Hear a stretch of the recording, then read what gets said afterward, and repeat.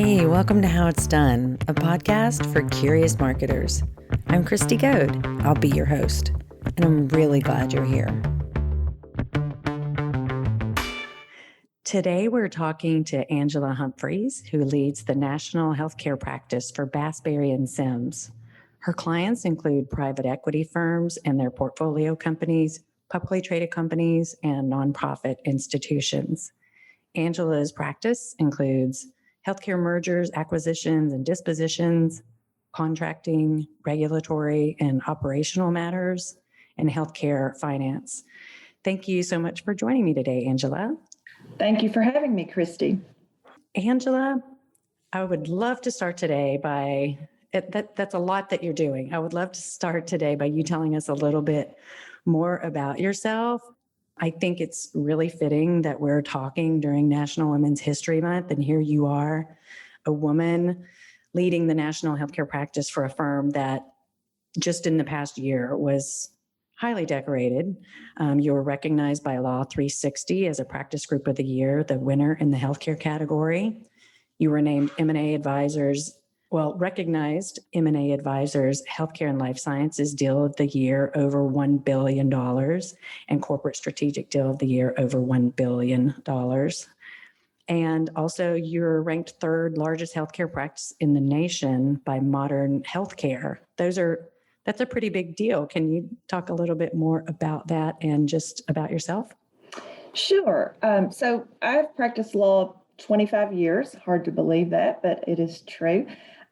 Started out as a CPA before I went to law school, and then out of law school, actually started my legal career in the corporate and securities group, doing mergers and acquisitions. And as a result of the number of healthcare clients that our firm had, the firm asked me if I was willing to assume a role as a healthcare M&A attorney.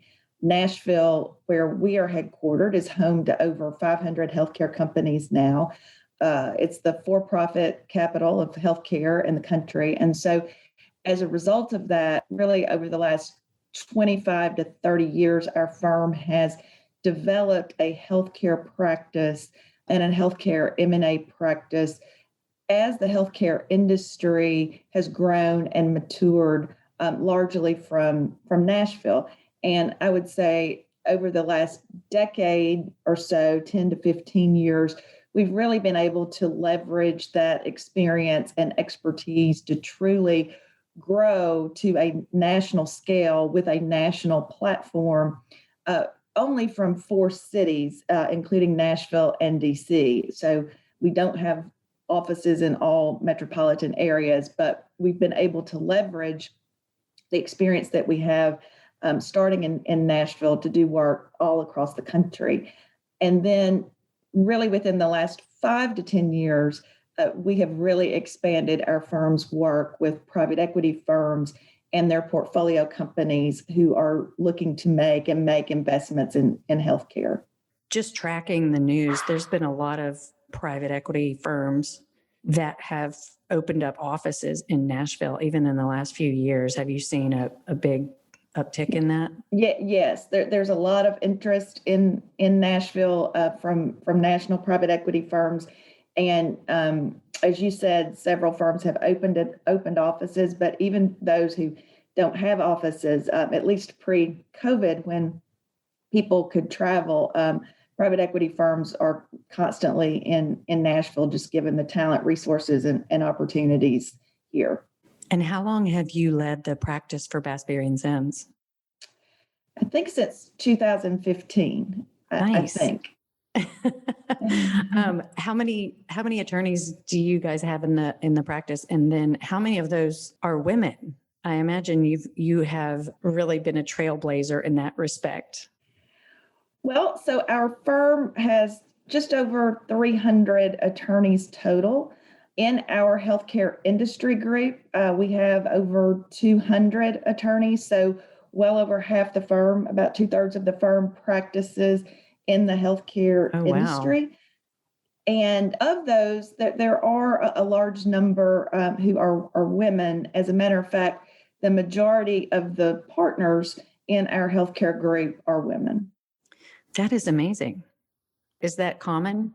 I think anecdotally, you would find that there appears to be more women in executive leadership positions in healthcare generally as compared to other industries. Hmm. I'm not sure if the statistics bear that out, but that at least seems to be the case. So your practice is reflective of that, is what I'm I think hearing a little so. bit. I think so. That's awesome. You talked a little bit about how you came to specialize in healthcare, and that was just because you were working on corporate M&A, and then it evolved because Bass, Berry and Sims happened to have a number of healthcare clients. Mhm. Did you just naturally, move in that direction? No, I was approached by firm leadership.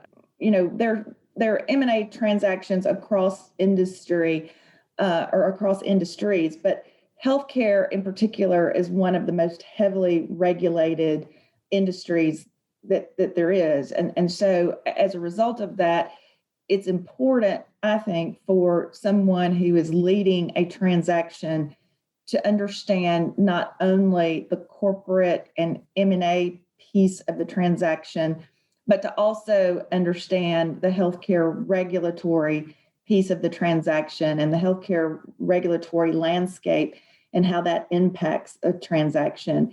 It may impact structure. It may impact the timeline to closing in terms of regulatory filings. And so being able to combine that expertise over the last 25 years has really been beneficial to me, and I think allows me to provide my clients with the highest value proposition. That's awesome. Well, what does a day in the life of Angela Humphreys look like? We have a lot of people that are listening who probably don't know much about healthcare M&A or what that even means or what that looks like on a day-to-day or practical level. Can you talk a little bit about your work and help us get a clear vision of what that looks like for you and for your clients? Sure. Um, as you said, we have a number of clients in a number of different areas, but currently we are doing a lot of work with private equity firms who are investing in healthcare. I saw a statistic the other day. I think it's $1.9 trillion that private equity firms have to invest, and they're putting a lot 1.9 of trillion. and they're devoting a lot of that to healthcare as it's a large percentage of the GDP and growing with the onset of the baby boomers aging into the Medicare population. Also, with an increased focus on consumerism and value-based care, so they're looking to make those investments. And in a typical day, we work with clients who are looking to do transactions and putting together structures that are tax efficient, but also in compliance with healthcare regulatory requirements. Private equity for the past few years has been investing a lot in the physician practice space. So specialties such as dermatology, radiology, urgent care, gastroenterology, orthopedics, and there are others that are coming online. So we've spent a lot of time analyzing issues around structure and then also diligence, as well as negotiating transaction documents that typically in large platform deals include rollover equity by the physicians in the platform company, the private equity owned platform company going forward. And so it's a lot of phone calls and Zoom meetings in this day and age around working with clients to complete their transactions in the best, most effective, tax efficient, and compliant manner. So speaking of a lot of that shifting to Zoom these days, has that shift and, working as we all have, working in new ways throughout the pandemic, what's been the impact of that on your ability to do your job? Has it made it easier, harder, just different? I would say just different. we haven't really missed a beat. There was a slowdown in transactions in March, April, and into May. At that period of time, there were several transactions that were in the pipeline that hit the pause button, and we immediately shifted to giving clients advice around PPP loans, provider relief funds, dealing with employment matters and issues. And so we were very busy during that period of time, notwithstanding the fact that the deal flow had paused. But deals really picked back up in Q3 and Q4, and we closed a number of deals, including some large deals, including some brand new platform companies in Q3 and Q4 that were in process. And I think that was one of the things that was most interesting to me. I would have expected private equity firms who had existing investments in companies to be opportunistic and take advantage of add-on acquisitions and transactions, particularly in the physician practice space, where some physician practices were impacted, by COVID, and realized that they really needed help from a professional management standpoint. So for private equity firms to make those investments where they already had a platform company was expected, but we actually closed several large brand new platform transactions where a private equity firm was making a large investment in a new space or sector where they didn't already have an existing company. So that was probably the most interesting thing for me. And then I will say, Can I ask you about that a little bit more? Was that directly a result of the pandemic and just where, kind of where the ball was headed, or to your point, where different practices maybe were like, hey,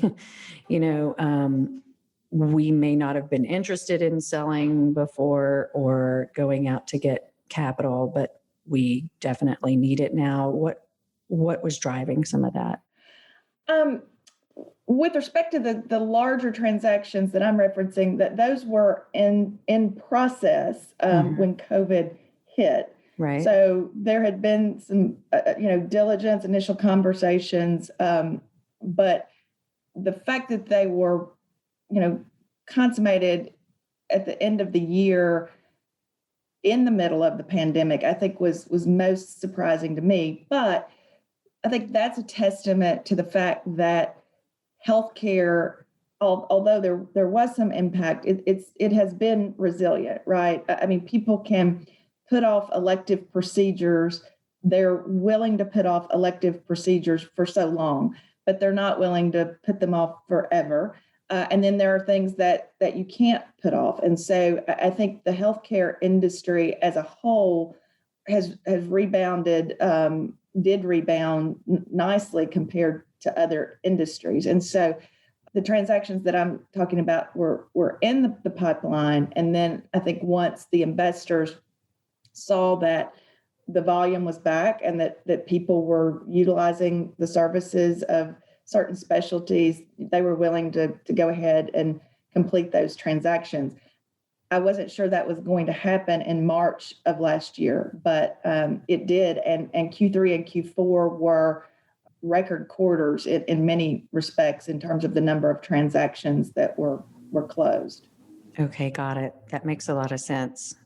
Did you find that a lot of people were surprised like you were? I know certainly as a healthcare marketing practice, I was surprised as well at how quickly things seem to heat up in terms of, I think we were looking at maybe things would heat back up fourth quarter last year, but we really saw that happening early third quarter even. And so it sounds like that was just a trickle effect across the industry, because once it was clear that healthcare in particular, was stronger than ever, everybody, I guess the dollars, really opened back up from a marketing perspective, from an M&A perspective.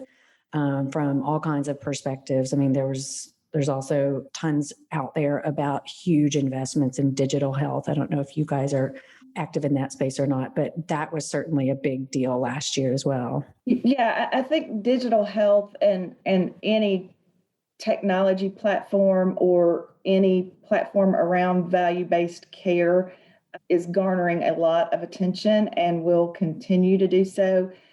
During COVID, there have been a number of waivers around telehealth, allowing physicians to practice across state lines.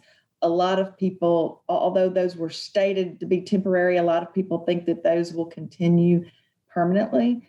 And with respect to whether it's physician practices, behavioral health companies, or what have you, those that had a technology solution that was in place or that they were in the process of rolling out and were able to accelerate, those companies not only survived during the pandemic, but in some cases thrived. Behavioral health in particular, being able to reach patients through that mechanism has really accelerated investment in that sector. Also, another surprising thing has been the IPOs in the healthcare space. Oh, yeah. Talk about that a little bit. That's been really interesting. Yeah, in 2020. So whether it's Oak Street Health, whether it's One Medical or Cano Health, the introduction of the SPAC, the Special Purpose Acquisition Company, has been interesting. I think we expect that to continue. But all of those are companies that have, technology plays in connection with what they're doing, but they're focused on value-based care. And this was true under the Trump administration. I think it's going to continue under the Biden administration. There's a real push toward value-based care and having platforms to be able to take risk and manage populations. And the interest in that, I think, is evidenced by the multiples that those companies had when they went public. And so I think digital health, telehealth, value-based care platforms are all areas where we're going to continue to see growth and investment. Mm-hmm. The value-based care part is interesting because that completely came out of what people liked to term Obamacare. So there's, it's no secret that the previous Republican administration really fought to overturn Obamacare, but actually underneath the Republican administration, there was also a lot that was put in place policy-wise to move forward value-based care and to even accelerate it. Is that accurate? Yeah, I think that's right. And I think, there's more work to be done. CMMI, so the Innovation Center that has been under the Trump administration led by Brad Smith, turned 10 years old. And Brad Smith, Tennessean. Exactly. And I think there has been a lot of work by the center in terms of demonstration projects. I think there's even more work to be done to really move the needle. And if you talk to experts, and I just had a conversation with Paul Keckley on this last week, to really move the needle, you're looking at a 20 to 30 year time frame. And as it relates to CMMI, we're 10 years into it. So I think we've probably only scratched the surface in terms of the opportunities that are out there. Interesting. You mentioned the SPACs earlier. I find that fascinating. Some people call that a blank check company. Mm-hmm. What does that mean, and why would that term be used, and why is that particular vehicle now being used more than it was previously? So it's and I'm not a SPAC expert, but essentially it's an investment looking for an opportunity. And I believe the timeline, once the funds are invested, around 18 months. I may be wrong, but I think it's about 18 months that you have to complete an investment or you have to return the funds. And so what that has done has allowed a lot of companies to go public through really a non-traditional means and garner really high valuations because of the interest and the competitiveness of these funds that have to make an investment within a certain timeline. There have been some astronomical valuations as a result of that. Wow. And although you're not an expert in spec, do you get questions about that? Does your practice get questions about that? Is there someone, within your we firm? have securities. Yeah, we have securities lawyers who specialize in SPACs if anyone is interested. But yes, we have a lot of companies that are earlier stage than those who historically have gone public, who are very interested in how how that works. So there is a lot of interest out there. Okay, so that's super exciting. So here we are, it's March 2021 already, which is so hard to believe. But what are you seeing happening so far this year? And what are your predictions for 2021 in terms of healthcare M&A? Well, if Q1 to date is a predictor, I think we're going to continue to see robust activity in the healthcare M&A space. There are a number of deals in the pipeline that we're working on. I think we had 4 in the matter of 1 week, significant deals that that we're working on, and so I think you're going to continue to see consolidation. You're going to continue to see investment. And I always ask investment bankers and private equity investors who we work with, what sectors are they interested in? And I think while there's some interest in sectors, they're really interested in the right assets. So a well-run company, a well-run physician practice with, management teams, processes, systems in place that are poised to weather the storm, whatever that may be. I think those are companies and investment opportunities that we're going to see continue to get capital. So I don't think it's necessarily focused on sector, but that there are some sectors that are really active. I think I previously mentioned behavioral health, home health, and hospice has been particularly active, and I think you're going to continue to see those trends. Yeah, there was a big deal just last week, HCA Brookdale for the home health. Right. And query whether you'll see as much activity in the hospital and health system space, but I think that remains to be seen. But certainly anything in the outpatient setting, post-acute care, digital health, telehealth, behavioral health, I think all of those are going to see a lot of activity in 2021.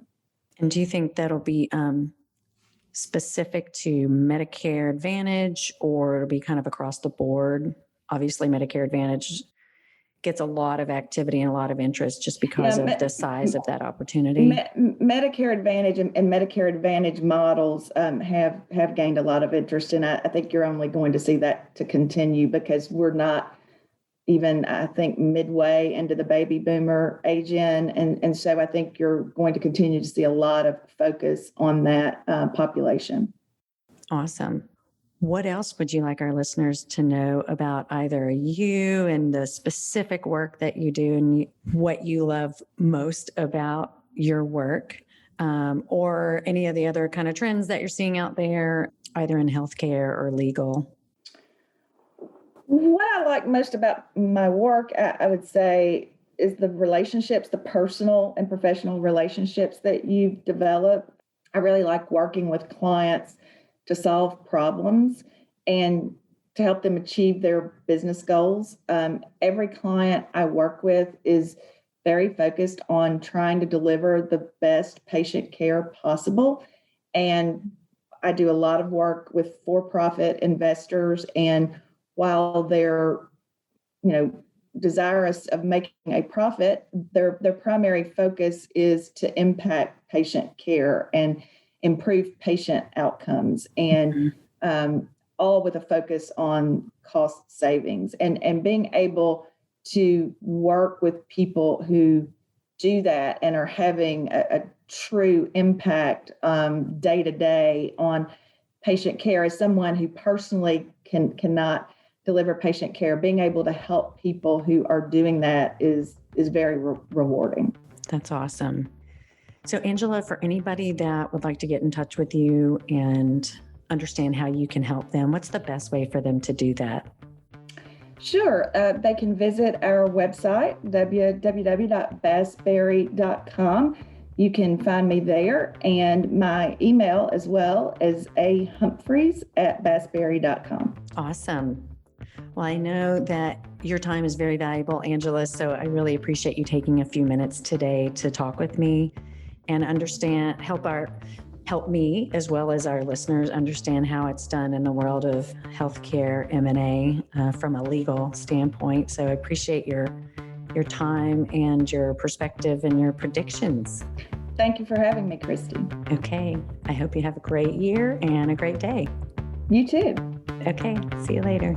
That's it for now. Thanks so much for listening. We're looking forward to keeping great conversations coming your way as we grow this podcast. There's even more great content from our conversations on our blog. Be sure to check it out at growwithfuoco.com. That's grow with Fuoco, FUOCO.com. Stay tuned until next time, and no matter what, stay curious.